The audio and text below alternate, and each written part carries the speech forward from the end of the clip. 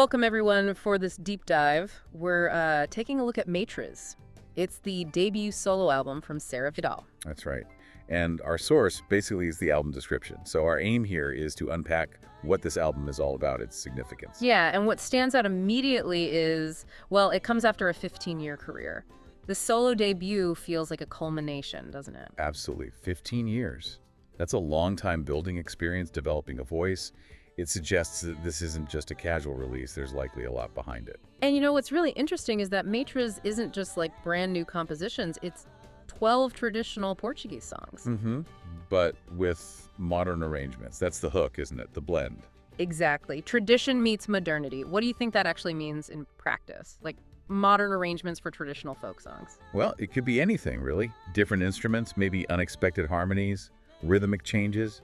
It's about making it resonate today, I suppose. While hopefully respecting the original. And these songs, they're not just from one place. No, not at all. It mentions Beras, Minho, Trás os Montes. Ribatejo, Alentejo, Algarve, even Madeira. That's quite a geographical spread across Portugal. It really is.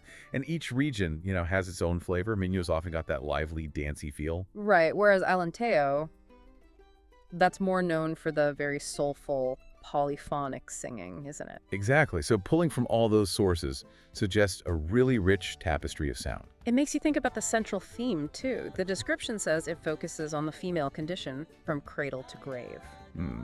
So how does that theme play out through these different regional styles? That's a fascinating question. Yeah, like, does the experience of womanhood sound different in a song from Minho versus one from the Algarve? And the arrangements themselves, it's a collaboration. Manuel Maio, Rui Ferreira, and Sarah Vidal. Three minds shaping the sound. You wonder how their different perspectives mesh, Definitely. How do they approach blending their ideas with these old melodies in that specific theme? There's also a concrete example given the main music video for Baile da Meia Volta. Ah, yes, with support for the National Conservatory's Artistic Dance School. Right, so that brings in a whole other dimension, visual, movement. It suggests they're really thinking about the performance aspect, how to embody these stories physically, not just musically. Dance adds such a powerful layer. And we have Sarah Vidal's own words on this. She says traditional music reflects daily life, but points out, in these songs there are various women's stories. So she sees herself finding and highlighting those specific narratives within the tradition. It's not just preserving, it's curating, focusing. Kind of giving voice to maybe overlooked perspectives within those old songs. Seems like it. Especially focusing on women's stories, which historically might not have always been front and center. And it gets quite personal, too. The inspiration comes partly from her own family memories, her experiences. That adds another layer, doesn't it? It connects the historical tradition to the personal, the present. It makes it feel lived in. Yeah, it makes these potentially ancient songs feel immediate, maybe more universal for listeners today, for you listening now. And it ties into the album's stated aim.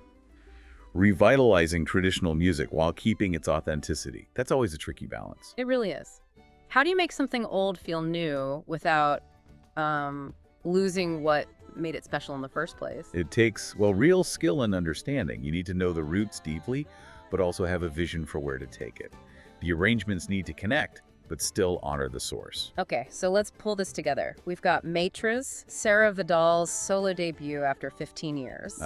Traditional Portuguese songs, a wide range of regions represented, with modern arrangements created collaboratively. and a core focus on the lives of women, seen through a very personal, even familial lens. The goal being revitalization, making tradition breathe again while staying true to its essence. Exactly. It sounds like a really thoughtful project, connecting past and present, personal and collective stories.